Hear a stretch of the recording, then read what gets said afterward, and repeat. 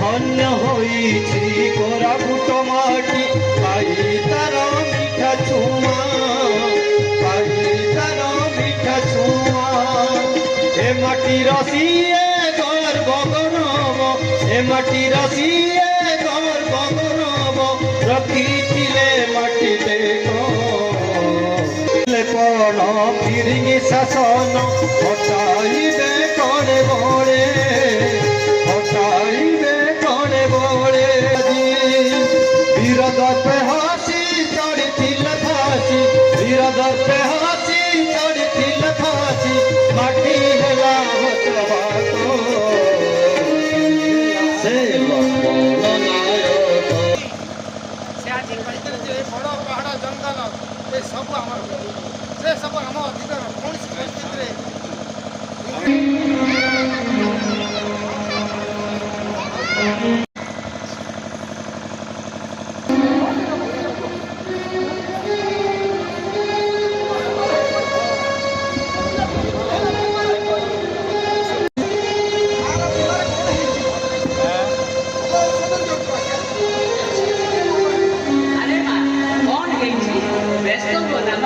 सब ठीक कर देंगे।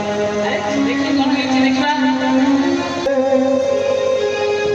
सेवा धर्मे थिले व्रती बंचिनी तीन दिन है किसी खाइली भाविली पाखक गले किसी खाइबा मिल हराई जहा धरित्री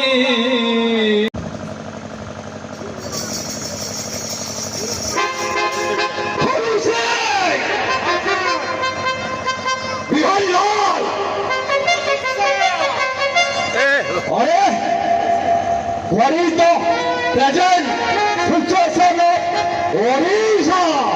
মানে বর্তমান ওড়িশার অবস্থাটা কন আমি কাহিকে এ পর্যন্ত আমার ওড়িশাটাকে আমার আয়তরে আনি পারিলে নাই। সারা ওড়িশারে সবু রাজা মহারাজা সম্বন্ধ সমস্তে আপনার আশ্রিত হলে ହେଲେ ବଡ଼ ଜାତି ଅଞ୍ଚଳ ଆଦିବାସୀ ଅଞ୍ଚଳ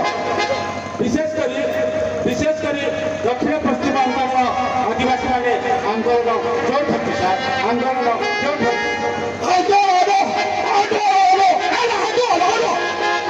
ଆରେ ସେମାନେ କିଏ ସେମାନେ ସବୁ ଯଦି ଆରେଷ୍ଟ କର ସାର୍ ବିର୍ସା ମୁଣ୍ଡା ଲକ୍ଷ୍ମଣ ନାୟକ ରାଜ୍ୟ ମାଝୀ ସମସ୍ତେ সেই আন্দোলনের দায়িত্ব নেইଛନ୍ତି এবং ସେମାନେ ପ୍ରଜାମେଳି କରିଛନ୍ତି।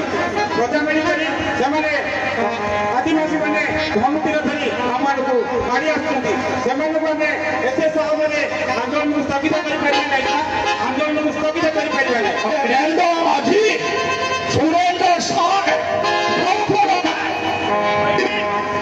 ସେମାନେ ସବୁ ଆମକୁ ପ୍ରୟାସ କରିଦେବେ। Come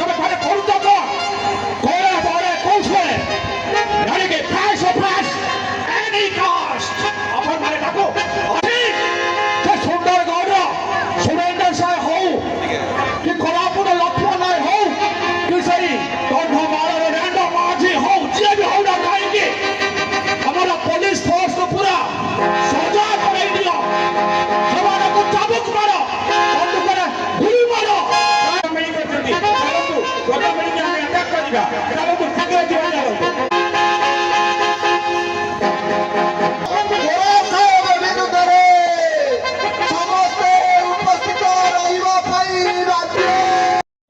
ପାହାଡ଼ ଆମ ଜୀବନ ଫିରିଙ୍ଗି ଘୋଡ଼ା ଏହାର କାରଣ ସମ୍ପର୍କରେ ଆପଣମାନେ ସମସ୍ତେ ଜାଣିଛନ୍ତି। ଏ କୋରାପୁଟର ମାଟି ଏଇ ବଡ଼ ପାହାଡ଼ ଘେରା ଜିଲ୍ଲା ଆମର ହେଲା ଜନ୍ମଭୂମି।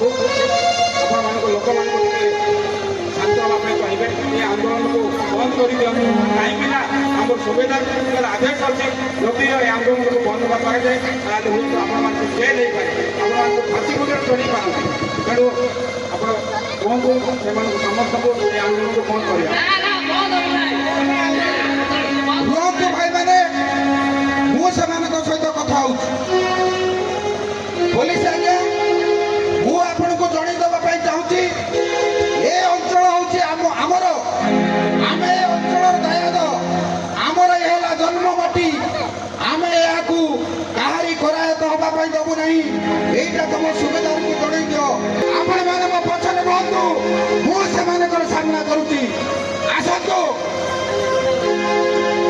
ସେମାନଙ୍କୁ ବୁଝାଇଦେବେ ନାହିଁ ସବୁ ବୁଝେଇଲେ କିନ୍ତୁ ସେମାନଙ୍କର ଗୋଟିଏ ହିଁ ସ୍ଲୋଗାନ ଆମେ ଜୀବନ ଦେବୁ ପଛେ ଆମ ଭାଷଣାକୁ ଆମେ ବିଦେଶ ହାତରେ ଟେକିଦେବୁ ନାହିଁ ସେ ହିଁ ତାଙ୍କର ସ୍ଲୋଗାନ ଅଛି କେତେ ବୁଝେଇଲେ ବି ସେମାନେ ଜମା ବୁଝିଲେ ନାହିଁ ଜମା ବୁଝିଲେ ନାହିଁ ଆମ ଜୀବନକୁ করে এত ধর আইবে লাস্ট টাইম वो साहेब अपन माने को जड़ाई देवा चाहे अपन माने समाज से सरेंडर करिवे ना नहीं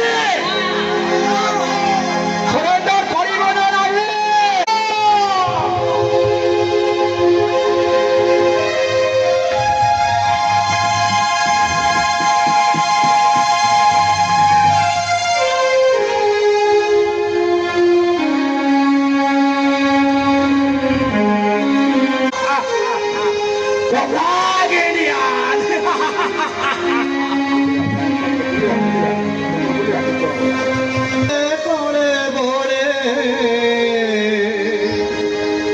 হটাইবে কলে বলে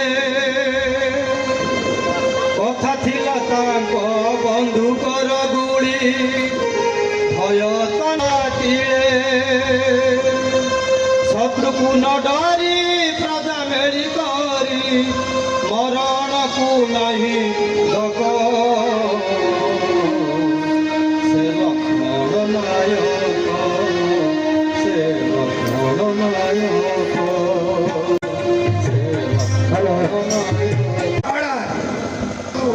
ବିଚାରକୁ ନେଇ କୋର୍ଟ ଏହି ନିଷ୍ପତ୍ତି ନେଲା ଯେ ଲକ୍ଷ୍ମଣ ନାୟକ ଜଣେ ଦଙ୍ଗାକାରୀ ହତ୍ୟାକାରୀ ଅପରାଧୀ ଓ ସେ ଜଣେ ନିରୀହ ଫରେଷ୍ଟରକୁ ହତ୍ୟା କରିଛନ୍ତି ତେଣୁ ସେ ଦୋଷୀ ତେଣୁ ତାଙ୍କୁ ଫାଶୀ ଦଣ୍ଡରେ ଦଣ୍ଡିତ କରାଗଲା।